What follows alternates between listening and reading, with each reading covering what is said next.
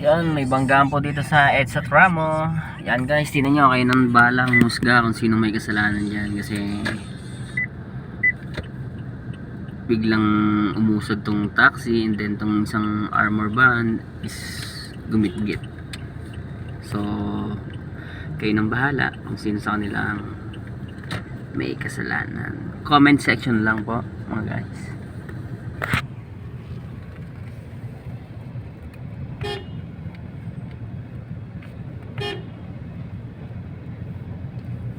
Yung mga nasa ba tayo?